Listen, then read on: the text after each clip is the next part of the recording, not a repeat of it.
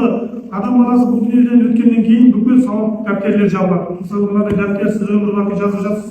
Туғаннан бастап бисмиллах деп шыр етіп жазсаңыз, жылағаннан бастап жылады деп жаздыңыз, содан кейін өлген кездегі жаңағы соңғы айтқан сөзіңізге шейін жазылады.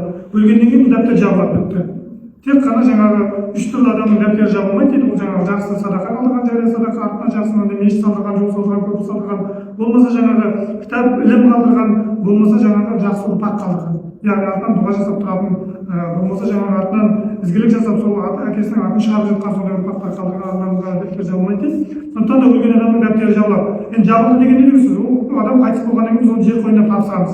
Жер қойнына тапсырғаннан кейін ол Алламен өзі яғни тікелей қалады. Ал оның сыртына қандай зират саласыз, қалай қоршайсыз, қалай жабасыз, тіпті не істейсіз, оған ешқандай мәселе жоқ. Кейбір адамдар суға кетіп табылмай қалып жатыр. Кейбір адамдар балық жеп қойып жатыр. Кейбір адамдар соғыс жағдайында қайтыс болып қайда өлгенін білмей жатырмыз. Сондықтан да, яғни бұл Алла тағалаға ештеңені жасай алмайсыз.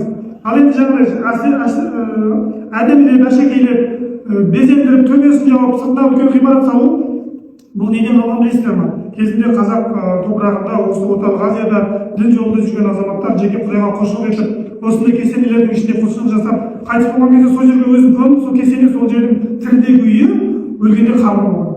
Ал сол дүние үнсіз қалған, құдайға құлшылық жасаған жаңағы мысалы Бекет атаны білесіздер, өздеріңіз барған болсаңыздар, болмаса Мәшһүр Жүсіптің өзіне салған қабірін білесіздер, кейін өзіне үй қылып салдырған 2 бөлмелі. Сондай мәселен Қожа Ахмет Яссауи кесенесі де солай пайда болған. Ол жерде қылу еті бар, басқа құлшылығы бар.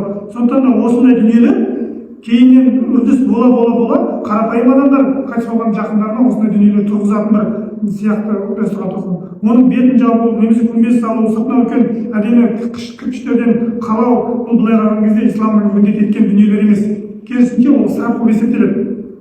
Мүмкін ішінде астында жатқан жаңағы өлікке бұның ешқандай сауабы жоқ. Бірақ тек қана бір жағдай бар, қайтыс болған адамдардың басына ағаш ексе, қайтыс болған адамдардың басына гүл ексе, өсімдік ексе, егер ол шығатын болса, ол сая болып тұруы мүмкін.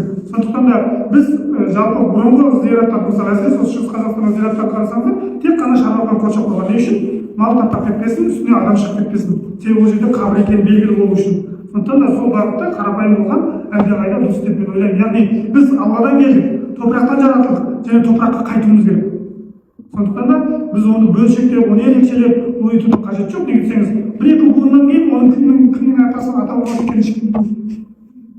Сондықтан да оған бола жаңағы сонша шығындалудың, немесе соны мақтанға айналдырудың, соны бәсекеге айналдырудың ешқандай қажеттілігі жоқ деп ойлаймын.